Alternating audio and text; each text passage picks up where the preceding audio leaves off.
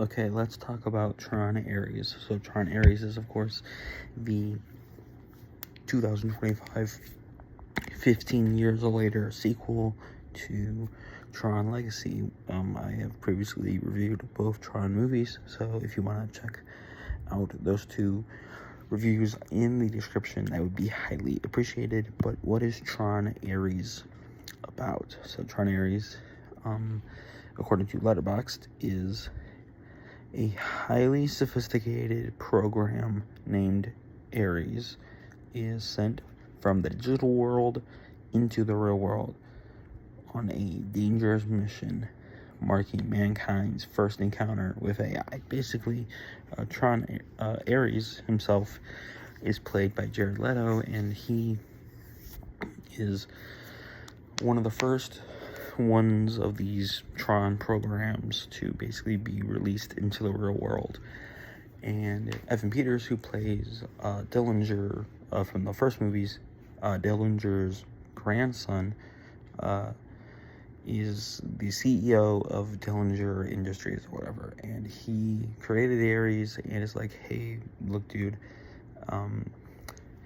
you can be brought into the real world, but there's a time limit, and the only real way to sort of get rid of this time limit is we gotta find the what is it called, the key. We need to find this key that will preserve your life, the preservation key, that's what it's called, that will preserve you.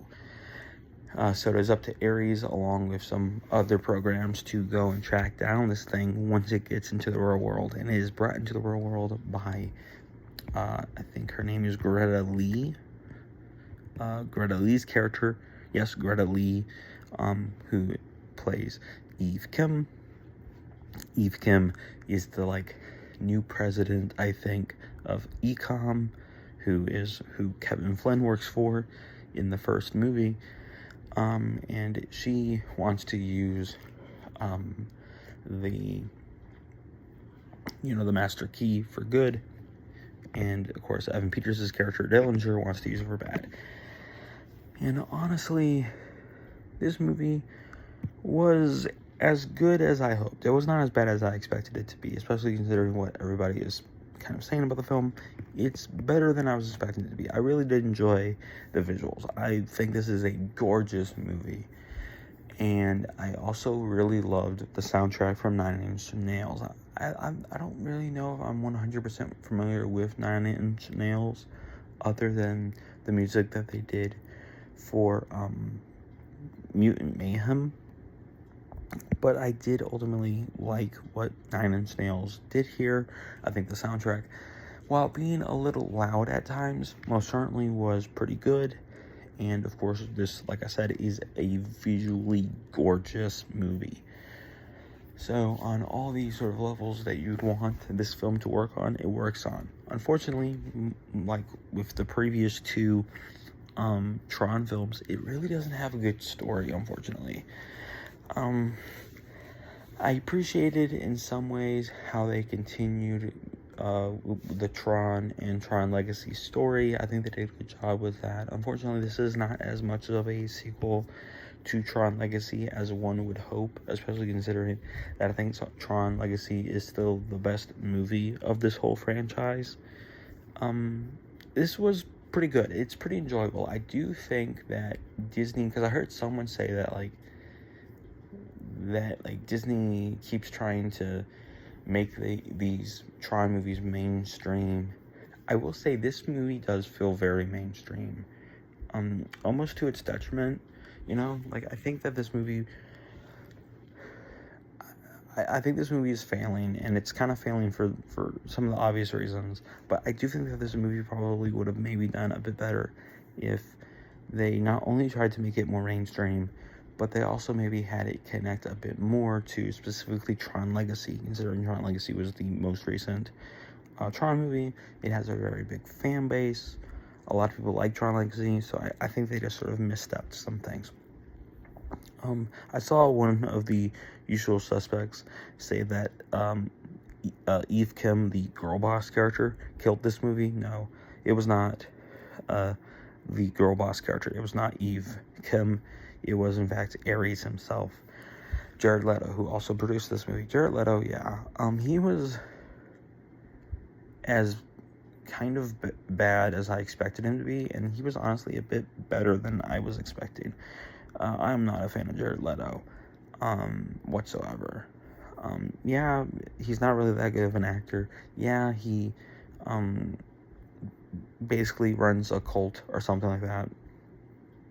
He's a really bad person. I'm not gonna say he's a horrible person, but he is definitely a bit of a bad person. I personally do not like him because of Blade Runner 2049. That's a really great movie. He's the worst thing about it. And yeah, he really wasn't good here either, but he was as bad as I expected him to be, so he kind of evened out. I also will say that the director of this film, whose name I really do not know, he did forgive me, he did Young Women and Young Woman and the Sea, the Daisy Ridley movie. That was actually a pretty good movie. I reviewed it a few months back, or last year, actually, I guess. He also, of course, did Maleficent 2 and, like, the 5th Pirates of the Caribbean movie. So he kind of is sort of in that. He's sort of a go-to Disney director. I will say, I think he actually did a decent job here. Whatever his name is. Something Rowan, like Ronan, except with an O. Rowan.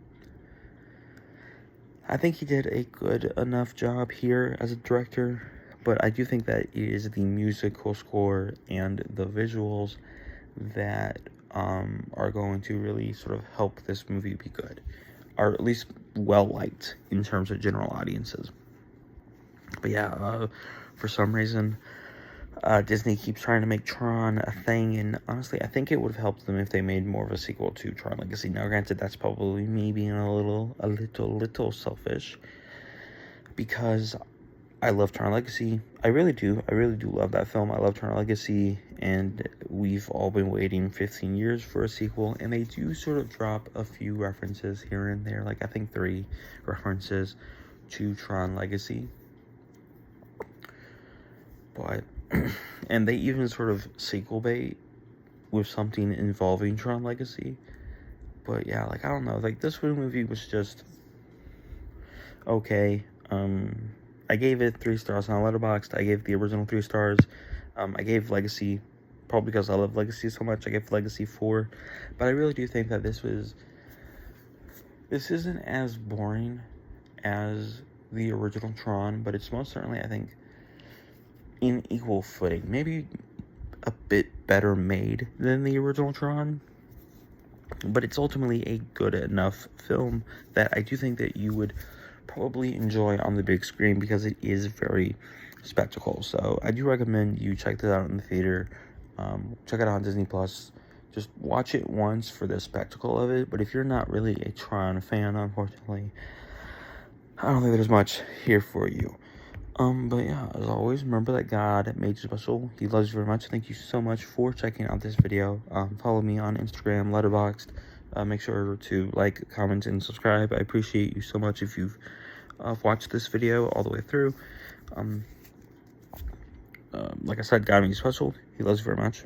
I hope you have a very lovely day. Hope you had a very lovely week, as always. God bless, and I love you.